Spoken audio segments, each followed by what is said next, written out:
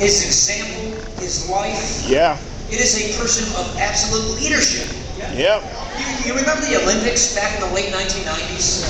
Remember all the corruption, the wasteful spending, the bloat that was in Salt Lake?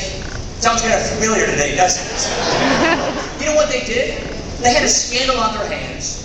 So they called a guy in Massachusetts, asked him to drop everything, leave his life, move to Salt Lake for 3 years, and fix the mess. This man did that. He answered the call, he served his country, and he turned around the Olympics and made us proud because of that. Yeah. Good. Yeah.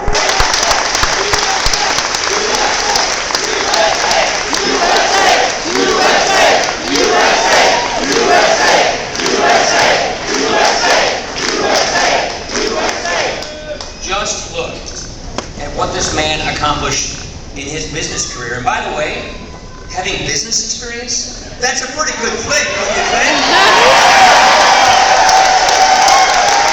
More importantly, being successful in business, that's a good thing too.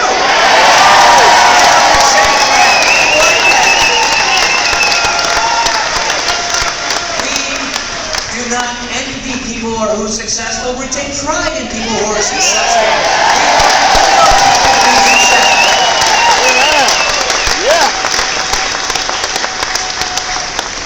This man started impressive businesses, Bright Horizons, Sports Authority, you name it, Staples. He turned around struggling enterprises. He helped create tens of thousands of jobs.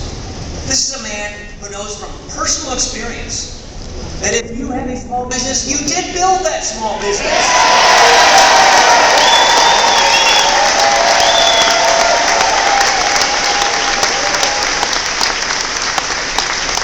Look at his record compared to President Obama's record when he was governor under the Obama presidency.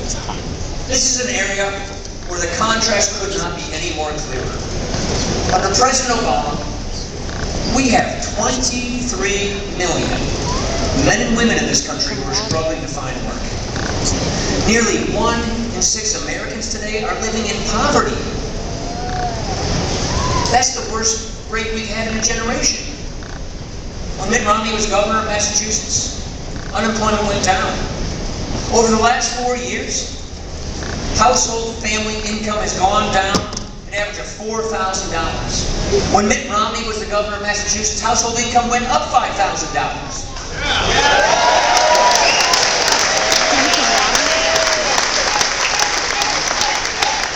credit rating has been downgraded under the Obama presidency for the first time in our nation's history. Under Governor Mitt Romney, the credit rating was increased.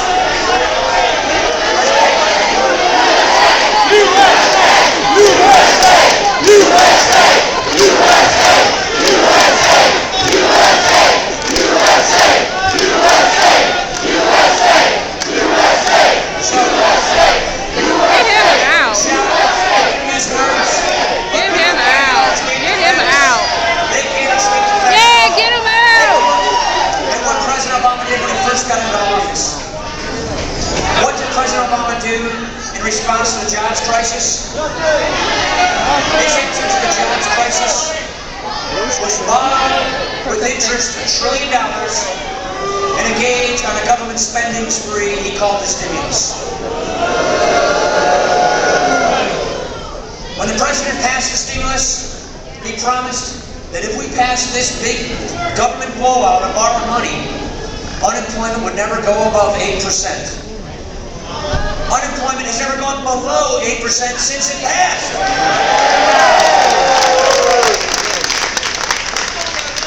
But as soon as that stimulus bill passed, and as soon as we realized it wasn't going to create the jobs that were promised, President Obama focused all of his attention on passing a partisan government takeover of health care we call Obamacare.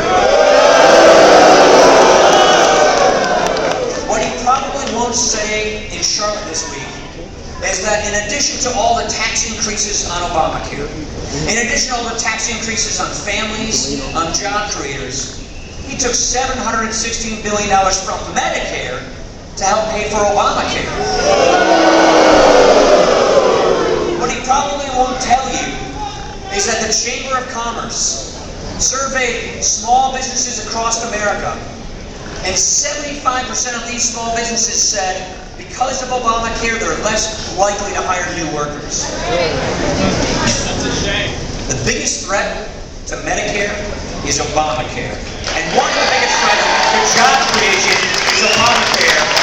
So for the sake of Medicare, for the sake of jobs, we are going to repeal and replace Obamacare.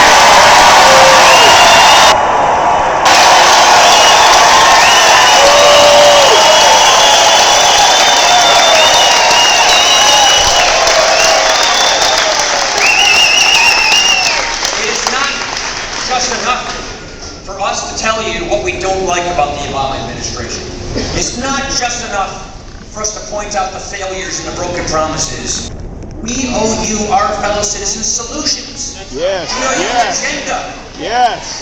5 quick things to get people back to work. It's the Romney plan for a stronger middle class, to retain jobs and create jobs. Yeah. Number 1, and believe me, Ohioans ought to understand this. We have a lot of energy in this country.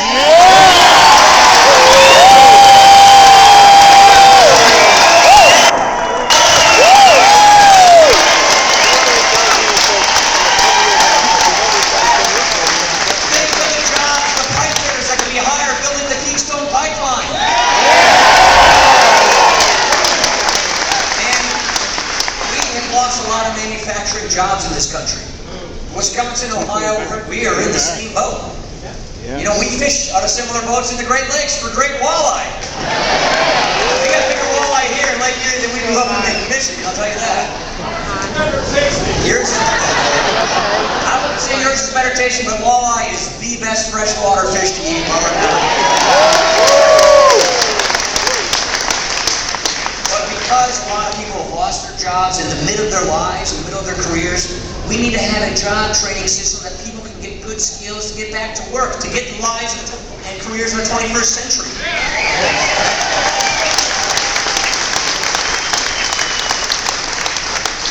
And let's never forget that if we want to have prosperity, if we want to create good jobs, we need to make more things in America, we need to grow more things in America and sell them overseas. So we can trade the world in America. We need to hold countries like cheap to account. We need to level the playing field so we can make and sell our goods. And there's one thing that I've got to tell you. John Kasich, of all people, taught me this lesson.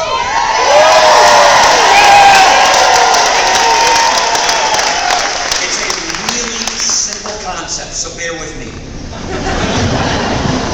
We've got to stop spending money we don't have.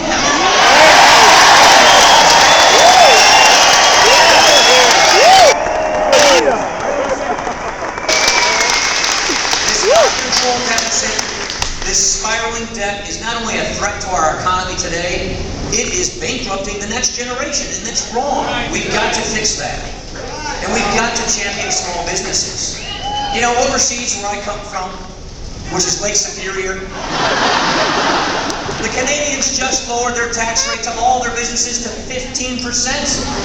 President Obama is promising that small, successful businesses will be taxed at rates higher than 40%. When we tax our job creators, take that money and spend it in Washington at rates much higher than our foreign competitors do, they win, we lose. We're not going to stand for that.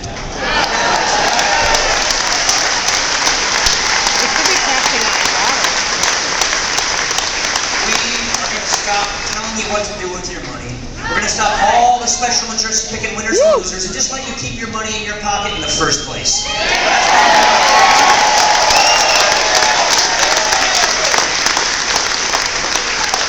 With this agenda, with this goal of getting our economy to grow at 4%, if we do this right, if we put these policies in place, we can create 12 million jobs. That's 452,000 right here in Ohio alone.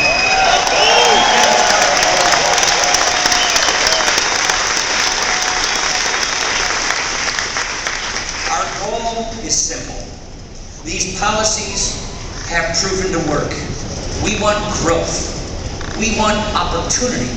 We want to restore the right to rise in America because that is the American dream.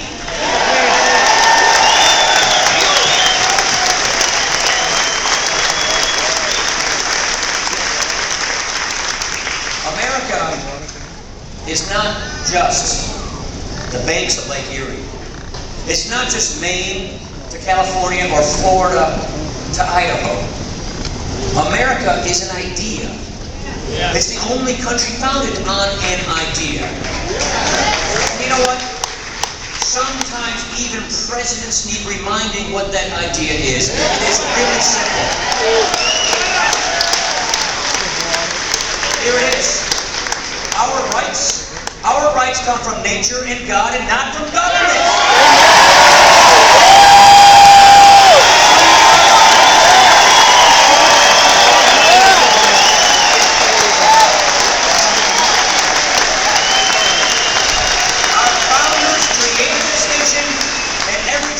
Since our veterans fought to preserve that vision, and we thank them for what they've done for us.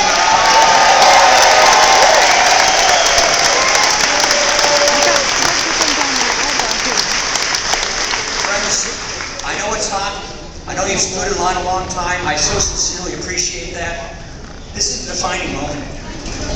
This is not just who's going to be president for the next 4 years. This is what kind of country do we want to have? Yes. What kind of people do we want to Yes. be? We want to be free. We want to be Yes. free. This is a defining moment. Yes.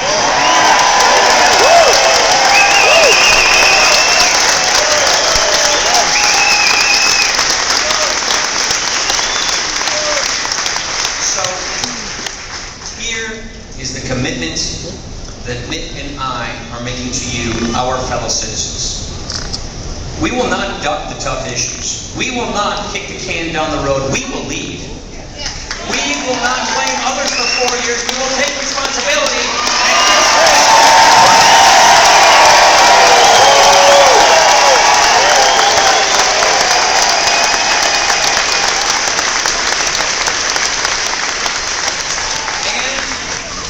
we will not try to replace our country's founding principles. We will not try to transform America into something it was never intended to be. Yes. We Yes. will reapply our Yes. founding principles.